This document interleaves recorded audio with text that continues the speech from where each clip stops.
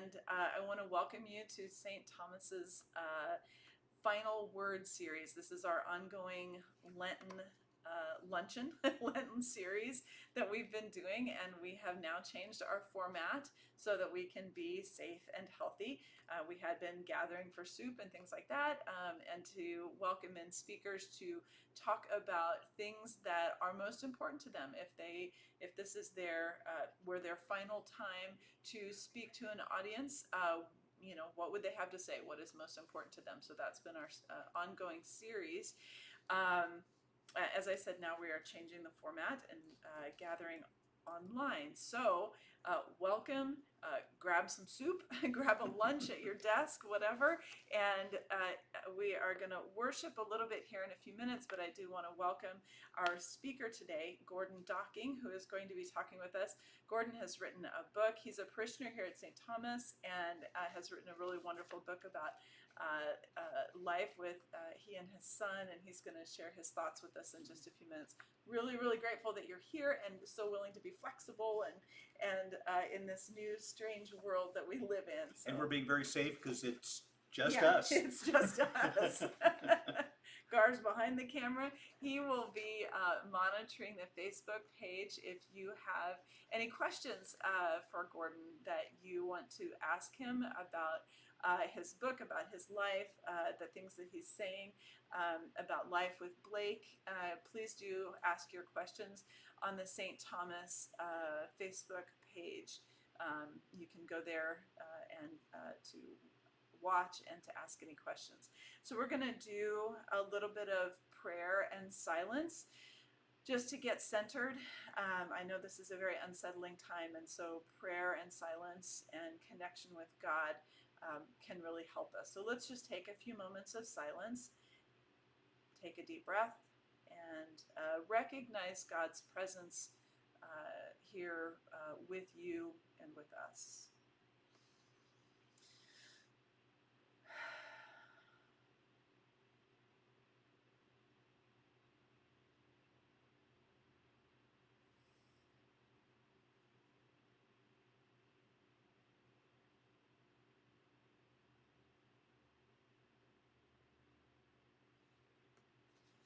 Would you like to pray along with me here, Gordon? Get my glasses out. Holy God, you are always with us. Open our eyes to your presence. God of faithful surprises, throughout the ages you have made known your love and power in unexpected ways and places. May we daily perceive the joy and wonder of your abiding presence and offer our lives in gratitude for our redemption. Amen. This is a reading from 2 Corinthians. Therefore we do not lose heart. Though outwardly we are wasting away, yet inwardly we are being renewed day by day. For our light and our momentary troubles are achieving for us an eternal glory that far outweighs them all. So we fix our eyes not on what is seen, but what is unseen, since what is seen is temporary, but what is unseen is eternal. As we turn to the tasks before us this day, fill us, gracious Lord, in making faithful choices, great and small. Guide us, gracious Lord. As we seek to notice and serve those in need, teach us, gracious Lord. Let us offer up any prayers of intercession, either silently or aloud.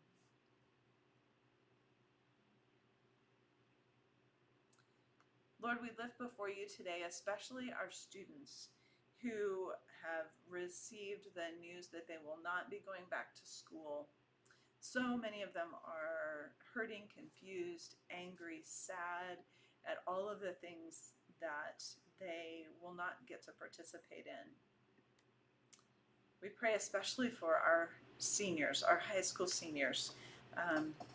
There were so many fun things that were going to be happening in their lives in the coming months, and all of that has potentially disappeared completely, or is going to look very, very different than what they thought it was going to. We pray for resilience for them, for their acknowledging their own grief so that they can work through that grief. And we pray that you are very, very present in their lives so that they know your healing and strength and guidance. We also pray that they know that this community is very much behind them and loves them and supports them. As we offer our lives to you, hear us, gracious Lord. With our hearts ready to serve, accompany us, gracious Lord. Generous giver, you pour forth your extravagant bounty without measure upon your whole creation. Teach us generosity, that the fruits of our spirits and the works of our hands may build your commonwealth of blessing. Amen. So again, we welcome today Gordon Docking, and thank you very much for being with us. I'm really eager to hear what you have to say to us. Well, thank you. This is very different than last Wednesday, I'm sure. Yes. You had Sly James with his bow tie, Yeah. and now it's just us sitting here. Mhm. But we adapt and we do what we have to do to keep our loved ones and our family and our friends and our neighbors and our community safe, and that's what we're all trying to do. Exactly. And what I'm going to talk about the book, but it's really a story of my family, and it's a story that I'm really pleased to be able to talk about, and I enjoyed writing the book. The book is titled Blake and Me, and it's hard to believe that 37 years ago my son Blake was born, and he was born with Down syndrome. And I truly believe that Blake was the first person that I ever saw who had Down syndrome. I knew absolutely nothing about it. What I never anticipated then, 37 years ago, was that now I'd be talking about the book that I just wrote about the impact that Blake has had on our lives. The title is Blake and Me, but the subtitle is probably the more important part of the book, because it's the life lessons I've learned from the best teacher I ever had. And what the book has, it kind of sets the stage, and it talks about when Blake was born and all of the things that we went through as a family, and the things that you do to move your lives forward. But then it tells stories about just life with Blake and the things that he does and the lessons that we learned and that I learned along the way. And there's just so much that he has taught us. And back when Blake was born, I was a TV sportscaster, but it was Blake that taught me about Special Olympics, which is a monstrously large sports program in the world. I knew absolutely nothing about it until Blake arrived. Like I said, this includes my time as a TV sportscaster, and it never even occurred to me that I should ever send a camera to a Special Olympics sporting event. But Blake taught me differently, and we did start covering Special Olympics sporting events, and it's become a tremendous part of not only my life, but Blake's life and our family's life. Blake taught me that there are times when you just have to stand up and make things happen, because if you don't do it, nobody else will. You have to make things happen for your family. I was really never engaged in the community until Blake became an important part of my life. There was no Down Syndrome Guild when Blake was born. There was no organization called First Downs for Down Syndrome when Blake was born.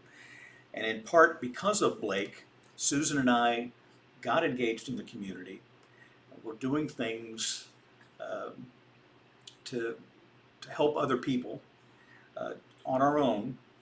And we did get together with some other people and became charter members of the Down Syndrome Guild. And when I look back, I think part of Blake's legacy in this Kansas City community is the fact that there is a Down Syndrome Guild and First Downs for Down Syndrome. And in part because of Blake, since all of these things happened, so many families, hundreds and hundreds and hundreds of families have been helped because of the good work that those organizations do. There was a time when Blake was very young that special services like speech therapy were critical to his development. The public school system at one point determined Blake did not need extra speech therapy. His mom and I disagreed, and we went through the due process in order to try to secure these services for Blake. Blake could not speak for himself.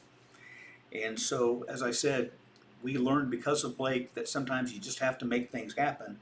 And we went through the process, and it was determined that Blake did indeed uh, need those speech therapy classes, and it became an important part of his education early on. Like I said earlier, if you don't speak up and make things happen, who will? And the answer is nobody. You have to do it yourself, and we knew, and we had learned that we had become Blake's advocate and his voice. So, why write a book about all of this? Well, the reason is simple. I wanted to try to do something to pay things forward. When Blake was born, there were people there to help us when we desperately needed that help. And I hope this book gets into the hands of people who do need it, and that the book can help others who are starting their journey the way we were starting our journey with Blake 37 years ago. So I've had this book rattling around in my head for nearly 30, or about 10 years, probably 37 years, but for about the last 10 years I've been actively thinking about, I really want to write this book. I just did not know how to get a book done. I knew how to write. I was a journalism major, but I was a TV journalist, and I just didn't know how to make a book happen. I spent a lot of those 10 years I spent traveling on airplanes, with a lot of time on airplanes, and I kept thinking, I should spend this time working on getting this book started. And I was just procrastinating. It didn't happen. One of my very best friends for most of these past 10 years has harassed me about my procrastination. And he was right. So I did finally get this book done, and I did write about that friend, and paybacks are fun. And so there's a little payback for him just for all the harassment I got over the last 10 years, but it was an important part of one of the Blake stories. Book, I had no idea how to do it. I didn't know how to make it happen, and I certainly didn't know how to get it published. But I remembered way back when in the 80s, when I was working in the TV sports business, I met a man by the name of David Smale. And he was a sports writer, but I also knew that he had helped people get books done. And about a year ago, he had helped my former colleague Al Wallace do a book about Al's life and Al's career. Al and I were colleagues at Channel 4 for a long time. And I crossed paths with Al, and I said, hey, can you get me in touch with David Smale? And he did. And about April of last year, David and I connected and talked about the book that I wanted to write. And a lot of the books David does are sports-related books, and this really isn't a sports book, although there's a lot of sports in it. But it's really a book with a lot of sports, because Blake likes sports, but it's a book about life lessons. David helped me get my thoughts organized. We met numerous times and edited and rewrote and finally got the book done. And it wouldn't have happened without David and the knowledge that he had and the connections he had. And he had a publisher connection, and we used a publisher out of Denver. And so we started in April, and right at the very end of October, it was a Friday night or a Saturday night, and the first books arrived on my front porch. And I remember opening that box up and holding it and thinking, well, this is a great thing. You know, that 10 years of rattling around, the book is finally done. But I was a little bit like the dog that caught the bus. Now what do I do with it? So I knew I had to figure out a way to get the book out so people could see it, because just having a bunch of boxes of books sitting in my house wasn't going to do me or anybody else any good, and it wasn't going to fulfill the purpose I had, which was to try to pay something forward and get the book into people's hands where this might help them start the journey that we had been on with Blake. And so I worked with my daughter Kelly. She has a web-based business, and she helped me get a website set up, connected me to her web designer. walked me through the process with GoDaddy to get my own domain, and the website is gordondocking.com, and there was not a lot of demand for that particular domain. It was not an expensive one to purchase from GoDaddy, but my daughter Kelly was really helpful, and her web designers thought it was really cool that one of their clients' dads wanted to do a website, and so they worked with me, and so Kelly was a great help to making this happen, and we worked to get. I learned a lot of things about setting up a website that can take a credit card and all of the credit card security you have to have, and that's all built into it. And before you know it, I had launched the world's smallest business, selling my books at gordondocking.com. And so now I have the book, and I've got a way and a mechanism to get it out. So we just did some marketing through Facebook and let people know what the book was about, and people started buying the book. And it was kind of fun to make daily trips to the post office and mail those books out. I'm going to tell a couple stories from the book, actually 3 stories. 2 of them are pretty funny, very typical of the stories in the book. But there's also some very serious stories in the book. And I was surprised when people started reading the book, and the feedback that I was getting. People that I didn't even know, maybe the husband of one of my wife's friends read the book and said, well, I cried a lot while reading the book. And that wasn't my intent, but I will admit that I did cry when I was editing the book. Not when I wrote it, but when I went back and started editing the book, and my wife Susan was helping me with this, and we both cried, and we said it's interesting that 37 years later, some of these things are still pretty raw and still pretty emotional. But they're things that I think are important for readers of the book to understand of what it was like getting started on this journey that we were on. Every story doesn't make you cry.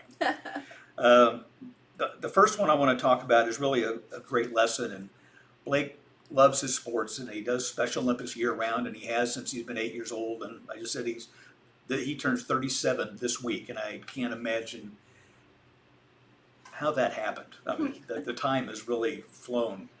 But Blake bowls every week, except when we're in a quarantine. He's a very good bowler, and he's a much better bowler than I am. And I've seen him bowl a 180.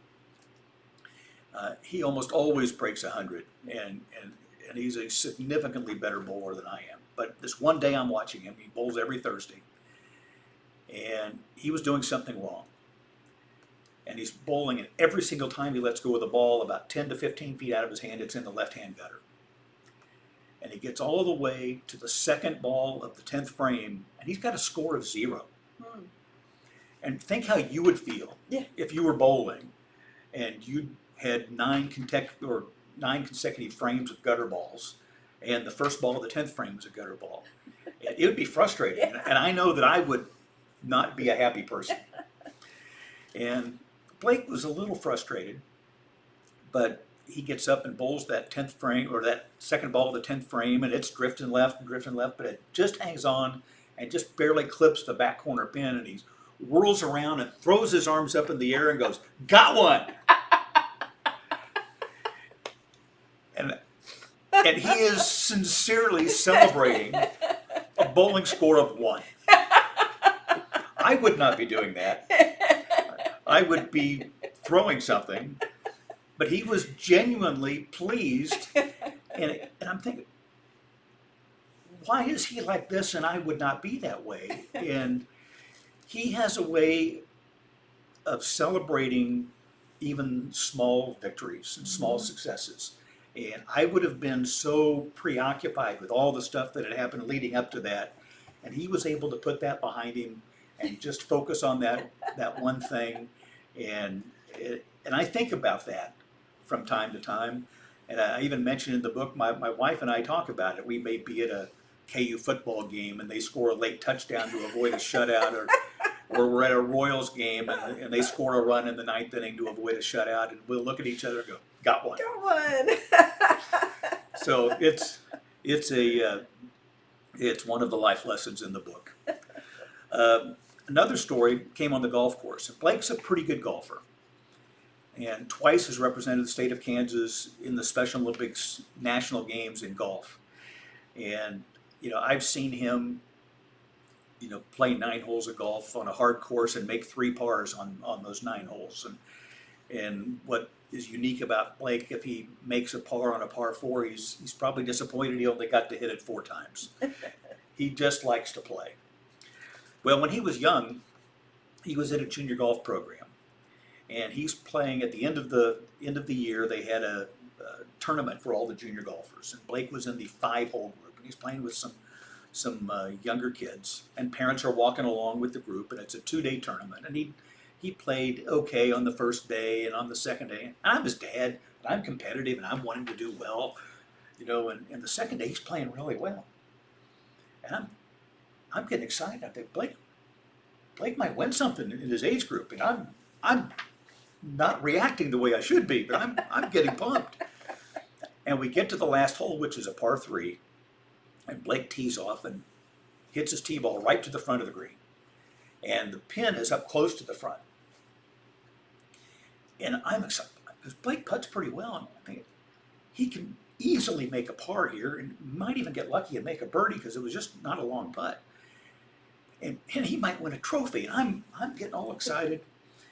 And so Blake walks up to putt his ball on that last hole.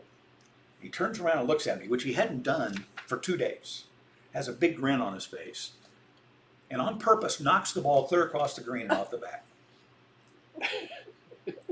And he looks at me again, and he's got this big grin on his face while I'm going, no! And again, Dad's attitude probably wasn't great here. So he walks across, and now he knocks it all the way back across to the front of the green, farther away than he was the first time.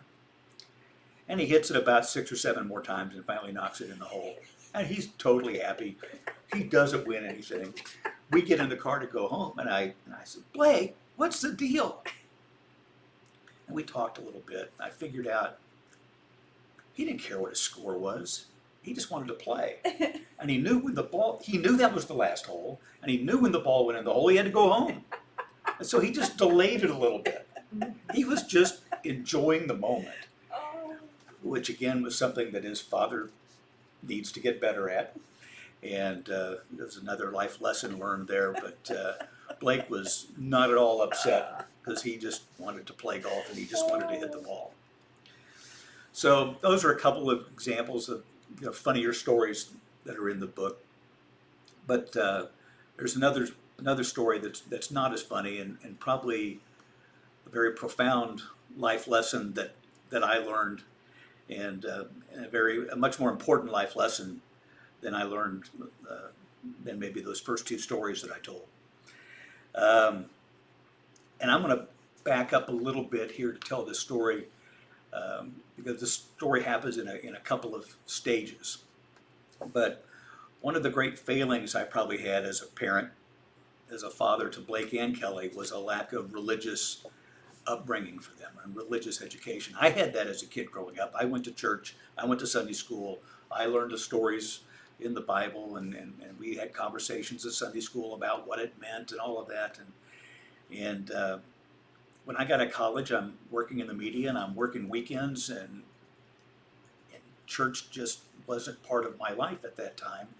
And started having kids, and again, church just didn't happen.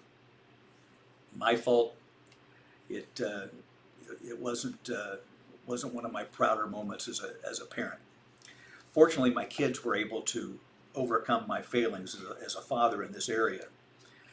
So Kelly grew up, got married to a great guy named Adam. Adam was raised Catholic and wanted his kids to be raised Catholic, and so when they were born, they were went through the ceremony and they were all christened into the Catholic Church. And so after this happened, Kelly decided, I don't want my kids to all be Catholic, and and Adam's Catholic, and I'm whatever my dad made me, and she made the very mature and thoughtful decision that she wanted to go through the classes and through the process to join the Catholic Church. And if you're not born into Catholic Church, it's a lot of work. And she did it, and I'm so proud of her that she was able to go through this process and do this. And Susan and Blake and I went to the ceremony where she was christened and baptized into the Catholic Church. And one thing about the Catholic Church, there's a lot of pomp and ceremony in the church, and what we didn't realize was what an impression this made on Blake. So shortly after that, Blake started coming to St. Thomas here with a good friend of ours who at the time was the head of Special Olympics, and the church community here at St. Thomas also included some other folks with special needs, and the community here is so accepting and it's so inclusive, and it was just a wonderful place for Blake to be. And after a while, Gar started chatting with Blake a little bit, and Blake probably had some impromptu education from Gar, and Blake went through the process of joining the Episcopal Church, and was Susan and I attended the ceremony here, and Blake became a member of the church and was baptized, and he thinks it's pretty cool, and it is, and the community here is so great with Blake. It's just a very special situation. And my wife was baptized in her church as a kid, and she started attending the church too. And my church didn't baptize when I was growing up. It wasn't part of what they did, and so I had never been baptized. So I would tag along to church every once in a while, but didn't consider myself a member. I was just kind of dropping into Blake's church every once in a while. And in 2015, I started having some health problems. And early in the year, I got diagnosed with a pretty significant tumor on a kidney and had to have surgery. And that's a pretty big surgery. And Father Gar volunteered to come down and pray with me and my family before we went back to the operating room. And I really appreciated that, and I found it to be helpful. And surgery went extremely well. And because of that surgery, I had to put off a knee replacement that was scheduled for the exact same day. And so 6 months later in November, I had a knee replacement. And the day after, and it went well, but the day after that knee replacement, all still in 2015, I had a blood clot and a pulmonary embolism and coded in my hospital room right in front of my wife and the physical therapist that I was with, and they're doing CPR, and it was pretty serious.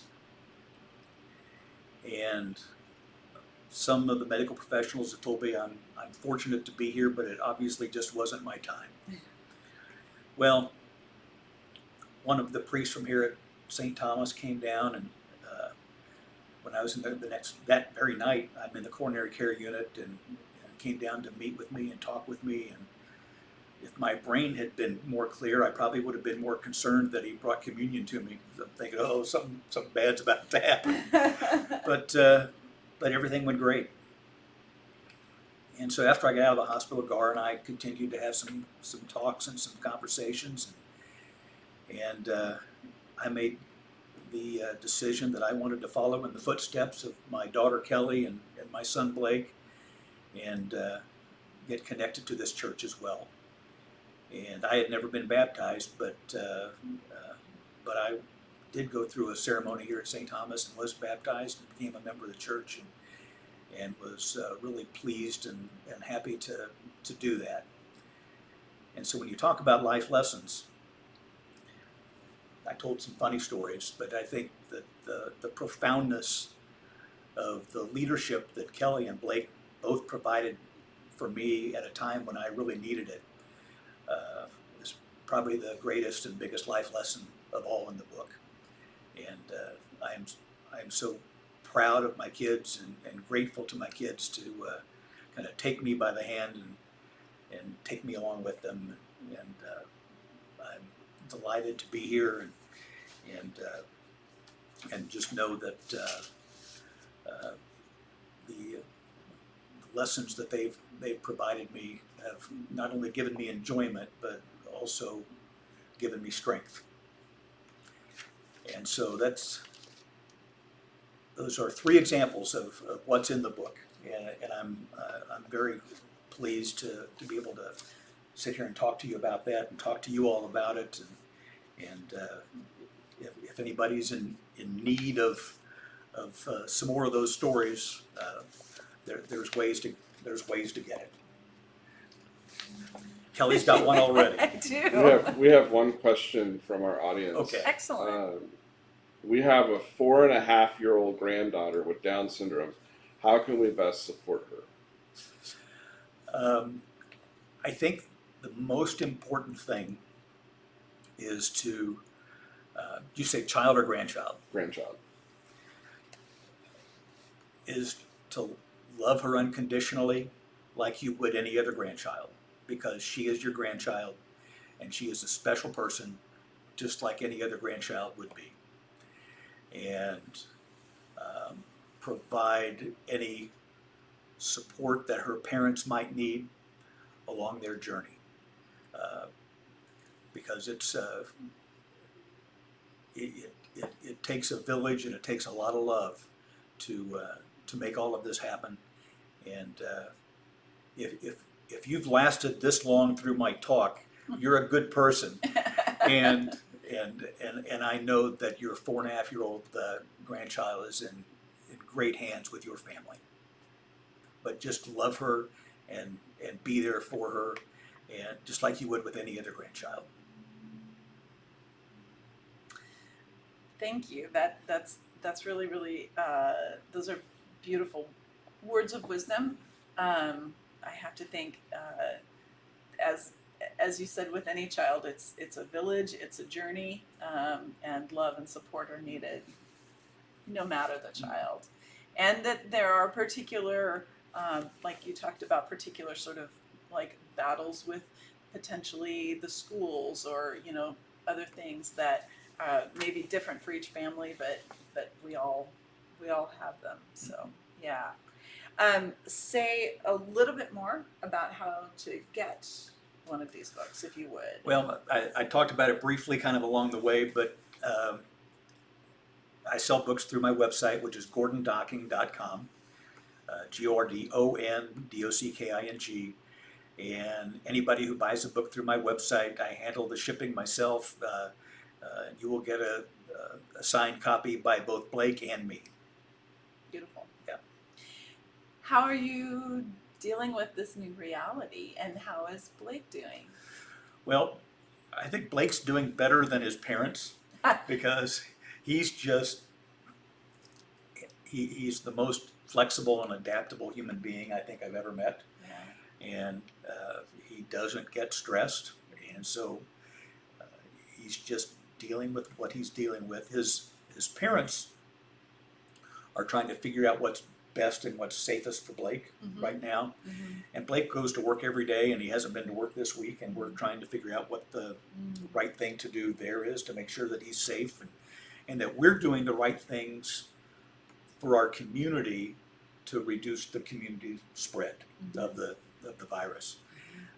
Blake does live in a group home with 4 other young men with special needs, and they have all known each other for years. In fact, 4 of them were on the same Special Olympics t-ball team when Blake was 8 years old. Oh, nice.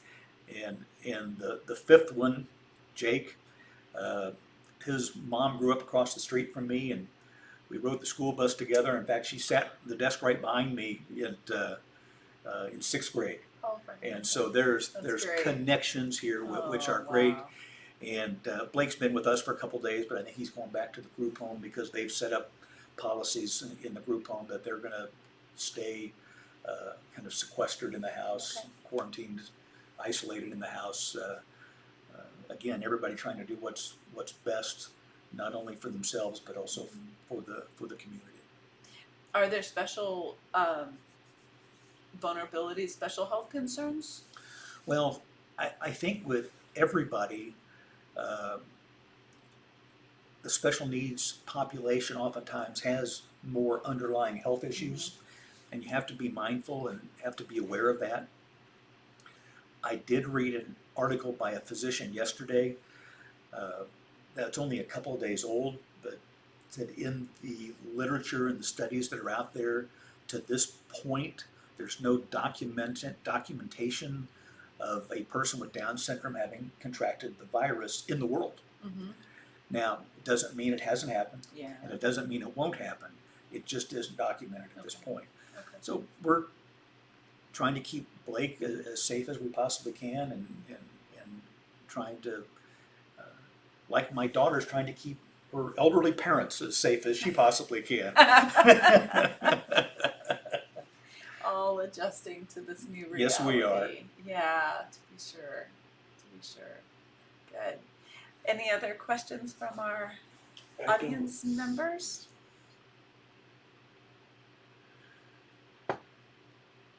Okay. Well, thank you very, very much for coming again and for being so flexible and joining us. This was a really, really beautiful that you shared with us. Well, and, thank you. It was different, yes, to be and, sure. and I hope it was okay, and I hope the people that were able to tune in got something out of it, at least to chuckle about a couple of the stories. I think everybody's pretty hungry for community right now. So the fact that our speaker is actually from the St. Thomas community was really, really good timing, just to help in our interconnectedness. We're all pretty fond of, well, obviously your whole family, but Blake's pretty awesome. We're pretty fond of him. He is, and I don't think he's figured it out yet, but Blake's favorite Sunday of the year is his birthday Sunday, which is this Sunday. I know. And I know. And so we're trying to figure out how to.